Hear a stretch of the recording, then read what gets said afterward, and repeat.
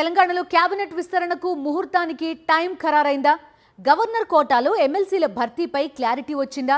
Assembly సమావేశాలు ఎప్పటి నుంచి ప్రారంభమవుతాయి? ఈ విషయాలపై గవర్నర్తో చర్చించారు సీఎం రేవంత్ రెడ్డి.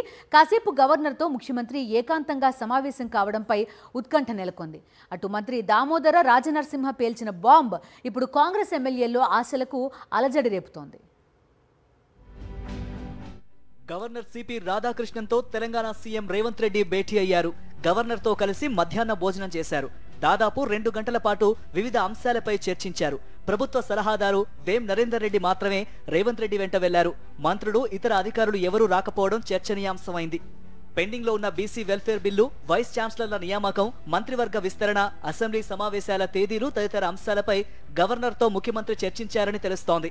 ముఖ్యంగా గవర్నర్ కోటాలో 2 ఎమ్మెల్సీ పదవులు పెండింగ్ లో ఉన్నాయి. గత ప్రభుత్వం కేబినెట్ ఆమోదం తెలిపిన దాసోజు శ్రవణ్, కుర్రా సత్యనారాయణ పేర్లను అప్పటి గవర్నర్ తమిళసైకు పంపింది. గవర్నర్ కోట ఎమ్మెల్సీలకు కొన్ని అర్హతలు ఉండాలని పేర్కొంటూ నాడు కేసీఆర్ ప్రభుత్వం సిఫారసును తమిళసై తిరస్కరించారు. అప్పటి గవర్నర్ నిర్ణయాన్ని సవాల్ చేస్తూ దాసోజు శ్రవణ్, కుర్రా సత్యనారాయణ కోర్టును ఆశ్రయించారు. ఇంతలోనే రాష్ట్ర అసెంబ్లీకి ఎన్నికలు రావడంతో ప్రభుత్వం మారింది.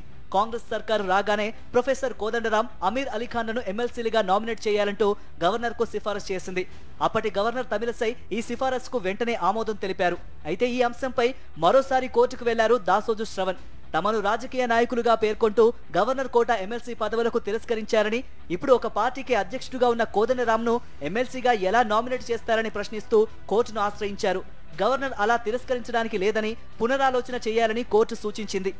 గవర్నర్ కోట ఎమ్మెల్సీ పదవుల భర్తీ విషయంలో వివాదం నెలకొనడంతో ఆ అంశంపై గవర్నర్ రాధాకృష్ణన్తో రేవంత్ రెడ్డి చర్చించారని తెలుస్తోంది.